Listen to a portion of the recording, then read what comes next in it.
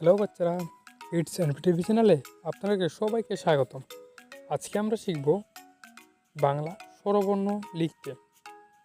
তো চলুন শুরু করা যাক। প্রথমে লিখব সরিয়।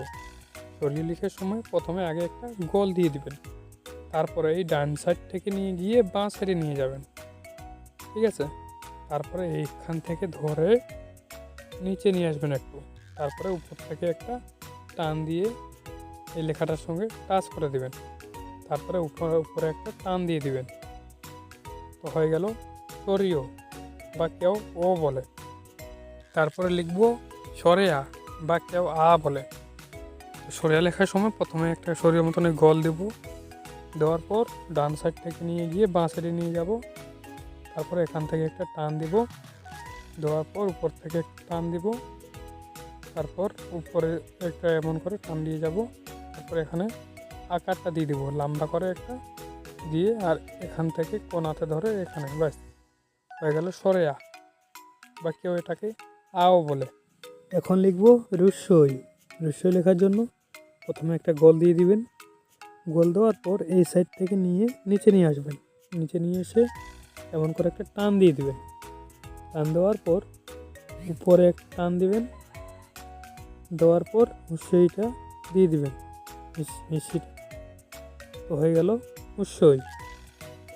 তারপরে লিখব দীর্ঘই।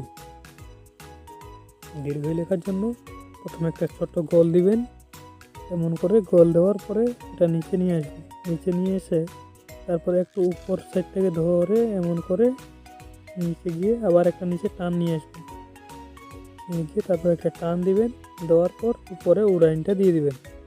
হয়ে গেল দীর্ঘই। তারপরে লিখব উৎস।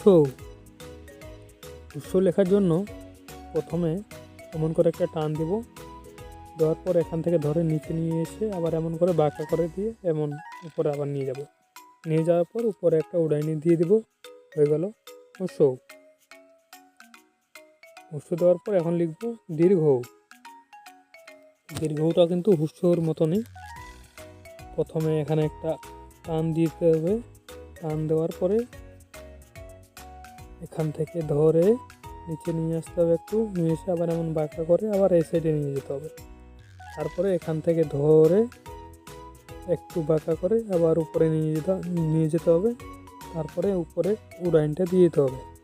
হয়ে গেল দীর্ঘ। তারপরে লিখব রি।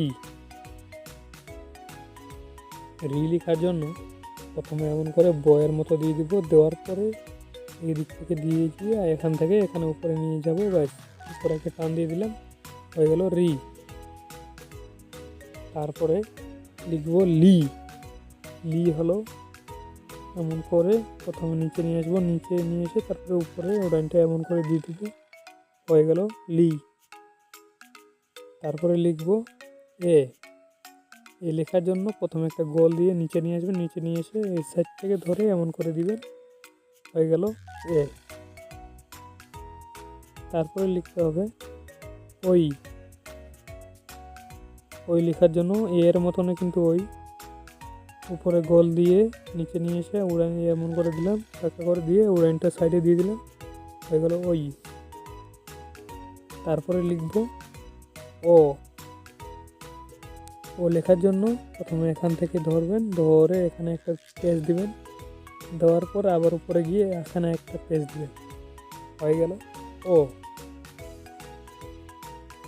ও দেওয়ার পরে তারপরে এখন লিখতে হবে ওই। ও ও।